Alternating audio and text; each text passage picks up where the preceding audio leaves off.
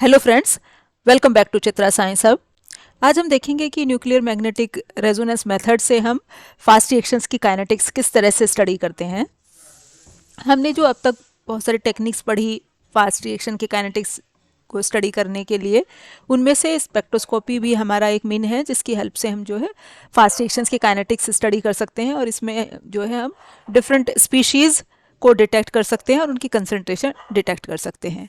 और इसी तरह की एक स्पेक्ट्रोस्कोपिक टेक्निक है हमारी एनएमआर, जो हमें यूजफुल इंफॉर्मेशन देती है हमारी रिएक्शन की काइनेटिक्स के बारे में। This method is based on the fact that when two compounds with different NMR chemical shift change rapidly from one another, their NMR peak merges into one. ये method हमारा किस उसके ऊपर बेस्ड है कि जो हमारा दो कंपाउंड्स जिनकी दो एनएमआर केमिकल शिफ्ट डिफर हैं, उन्हें हम मिक्स आपका जो है उन्हें हम एक दूसरे में इंटर कन्वर्ट करते हैं, मतलब एक से दूसरे में कन्वर्ट होता है। सपोज ए चेंजेस इनटू बी या आपका ए चेंजेस इनटू प्रोडक्ट। अब चूंकि दोनों की जो है एनएमआर केमिकल शिफ्ट डिफर होंगी, तो जब हम दोनों कंपाउंड्स को एक से दूसरे में हम उनका कन्वर्जन स्टडी करते हैं तो उनकी जो एनएमआर पिक्स होती हैं वो मर्ज हो जाती हैं हमारी। आपकी मतलब जैसे ही वो तुरंत ए से बी में कन्वर्ट होगा तो जो एनएमआर पिक मिल रही हैं हमें वो तुरंत मर्ज हो जाएंगी। तो जैसे सपोज ये हमारे दो वो हैं, ये मतलब आपका सिर्फ उसके लिए नहीं कि ए चेंजेस इनटू पी। अब सपोज आप दो रिएक्टेंट है तो उनके केस में भी आपका ये जो है ये फिनोमिनन चलता है। तो जैसे हमारी सपोज ये दो पीक दे रहा है, तो अब जैसे वो इक्विलिब्रियम की तरफ आपकी जा रही है तो ऐसे धीरे धीरे दोनों मर्ज होनी शुरू होगी, तो दोनों मर्ज होकर हमारी एक पीक हो जाती है। All spectroscopic lines have a natural line width that is determined by the lifetime of the excited state of the molecule. सब हमारी स्पेक्ट्रोस्कोपिक लाइन की एक नेचुरल लाइन वर्थ होती है, जो स्पेक्ट्रोस्कोपी में हम ऑलरेडी पढ़ते हैं नेचुरल लाइन वर्थ क्या होती है। तो ये हम डिटरमाइन किस तरह से करते हैं, इसे एक्साइटेड स्टेट की लाइफ टाइम से। जो मॉलिक्यूल के एक्साइटेड स्टेट में मॉलिक्यूल जो हमारा पहुंचता है तो उसकी लाइफ टाइम से हम उसकी नेचुरल वर्थ हम कैलकुलेट करते हैं। This fact is extensively exploited in spectroscopic method. और ये जो फैक्ट है मतलब नेचुरल लाइन वर्थ का जो हमारा फैक्ट है, इसे ही हम इस एनालिसिस में यूज़ करते हैं। If in a reaction the lifetime of the excited state is altered, it is reflected in term of change in the natural line width of the transition. यदि किसी रिएक्शन में किसी मॉलिक्यूल के excited state की life time alter हो रही है, change हो रही है, चूंकि हम इसमें इसमें हम कर क्या रहे हैं, बेसिकली हम उसके इक्विलिब्रियम को परटर्ब कर रहे हैं।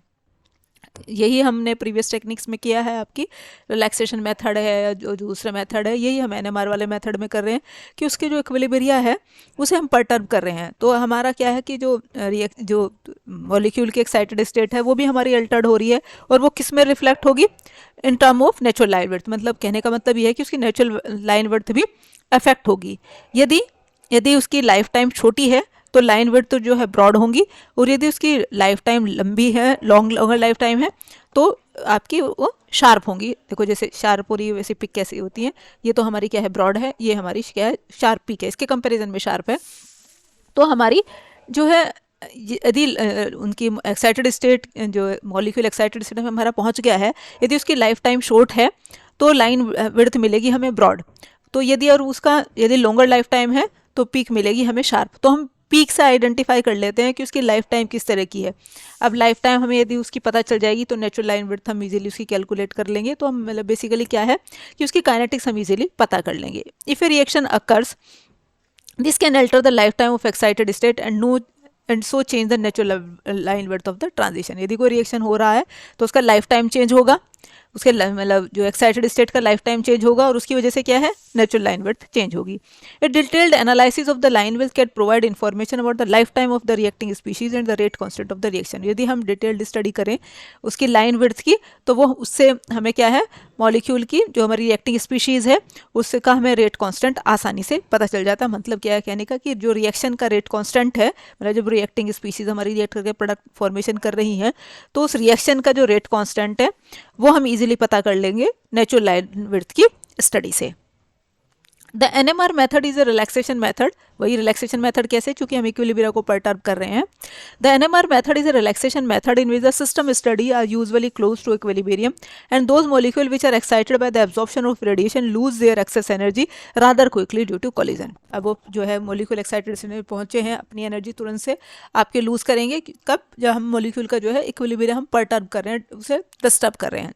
With relaxation method the rate constant of second order reaction with numerical value appreciably above may be studied when the concentration of the reactant are substantially below 1 है। अब रिलैक्सेशन मेथड की help से वो reactant जो second order आपकी जिनकी जो rate constant है, मतलब जो सेकंड ऑर्डर के रिएक्शन है और जो जिनकी न्यूमेरिकल वैल्यू जो है बहुत ज़्यादा है आपके, उन्हें हम जो है स्टडी कर सकते हैं।